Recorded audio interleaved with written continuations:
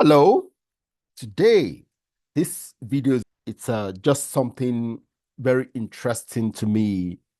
I'm writing a couple of books, and part of my research, I came across more information about this. So I just wanted to talk about it today.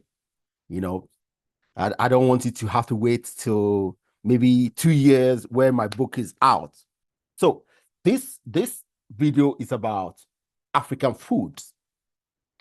You see, many of us grew up eating what we consider as African staple food, like cassava, yam, maize, and Asian food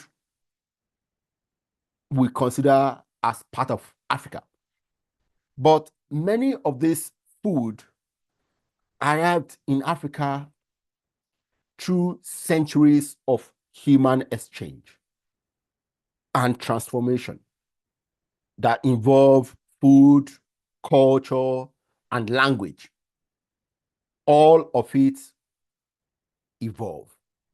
This is part of the miracle of human progress. See, let me tell you a little story. When I was young, in the 70s, yes, I'm that old. I'm that in my village, people ate nearly every day. In the evening, people eat what we call pounded yam. Now, in my village, pounded yam is a combination of yam and cassava pounded together. Yes. See, in my village, we make gari that's fried cassava, right? You know gari, yes. Okay. We make it, we sell it, but very few people eat it. So gari in my village is for export. Okay. What we eat is cassava pounded with yam. Now, what's the story? My grandfather didn't like it. In fact, for when I was young, my grandmother made this with whole yam without adding cassava. So I don't know who was asking the question, right? Now, that's when I learned that cassava came to my village maybe a few decades before then. It was brought by my grandmother's uncle from the east of Nigeria. So that means before then, there was no cassava in my village. Okay. So that's what I'm going to talk about with other food. So where did this food come from? Where did cassava come from? That in the middle of the last century, it wasn't even in my village. Okay. So see, the origin of cassava, it was domesticated in the Amazon basin of Brazil or Bolivia around 8,000 to 10,000 years ago. And it was brought to Africa by the Portuguese and Spanish traders in the 16th century during the Columbian exchange. That's what it's called. So that means before the 16th century, cassava wasn't in Africa. Now we have over 500 million Africans that will tell you cassava is our food. It's our traditional food. That's the power the power of human culture evolution. Another one that will surprise you. You know the corn? Yes, maize that we eat, that we enjoy. In my village, we eat the corn boiled, we eat the corn roasted. We now use the corn, we pound it and use it to make some, what do we call it? What in my village is called obo. Okay, pound it, mix it with spices and oil, with palm oil, and then we wrap it in leaves and cook it. Yes, I love it. I love it so much. But where did corn, maize come from? Well, it said it was derived from the wild grass in the Basals River Valley of southern Mexico. It was domesticated about 9,000 years ago. Wow. And then it traveled to Africa by the same Spanish, Portuguese traders. I brought it to Africa.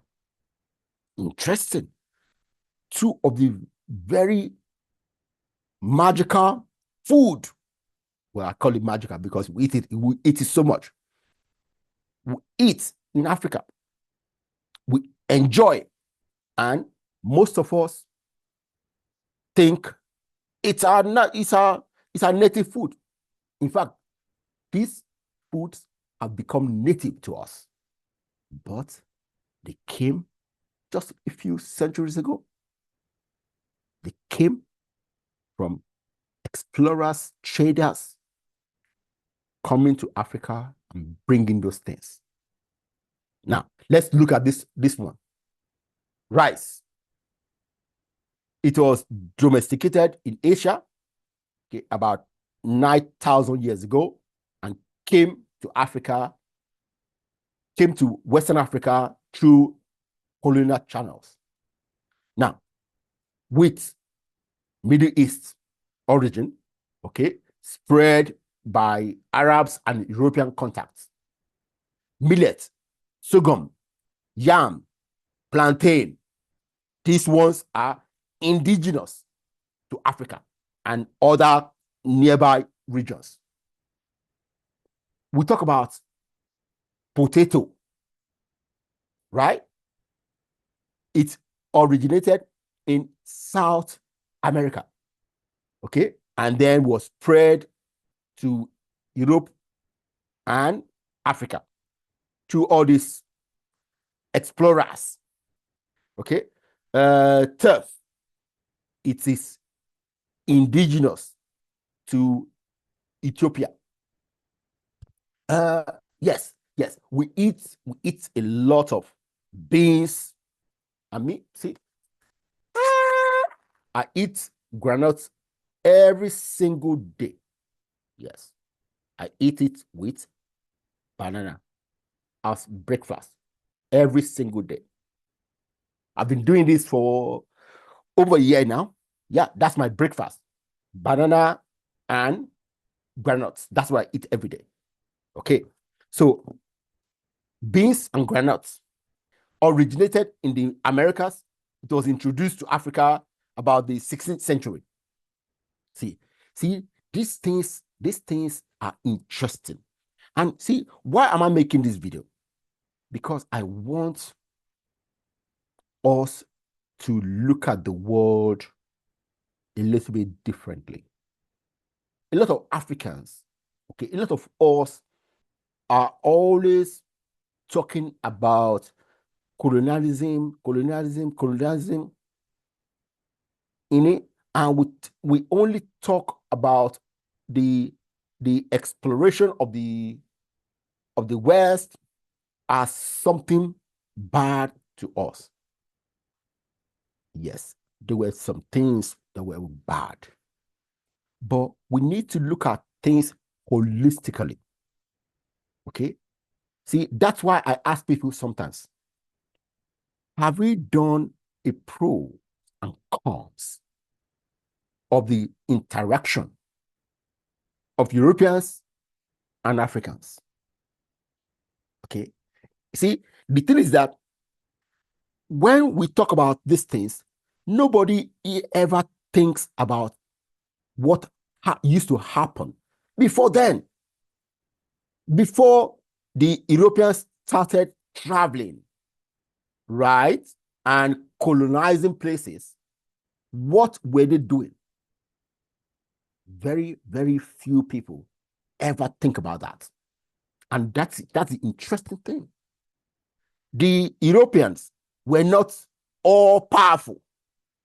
No. The more powerful people before the Europeans, at least close to us, were the Arabs and Islamic kingdoms.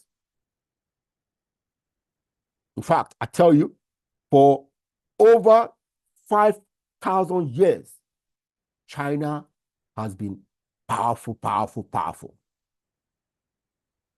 It was because the Chinese emperor made a strategic decision not to explore. I think it was it in the 14th century? But back then, China was big. They were making ships far, far, far better and bigger than what Europeans used to conquer the whole world. You know, the Chinese decided not to explore. They went insular. And then the Europeans came and overtook them. Also, the Arabs, the Islamic kingdoms were at the forefront of science when the Europeans were still in their villages. In fact, when you read some books I've read by Islamic scholars, way back the 12th century, you hear the way they talk about Europeans as those people, white people who don't, it's like as if they don't have sun. Yes. What we call today as a racist. Well, see, the Islamic kingdoms were powerful. They had the best intellectuals, the best scientists. Unfortunately, some of the Islamic scholars and leaders decided to stop science. And then Europeans took it up and overtook everybody. So you see, what I'm saying is this: human cultural evolution, human society evolution goes from one place to other. And now, I'm telling you, Africa has the opportunity to take the baton and take the human civilization forward. But we cannot do this until you decide to stop complaining about what happened. Take the baton and run.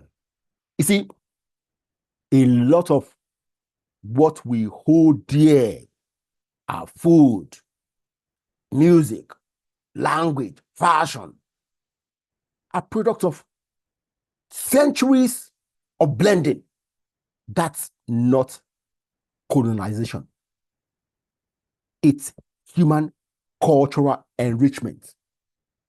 So when I hear decolonize, I ask a question: what in particular do you want to decolonize?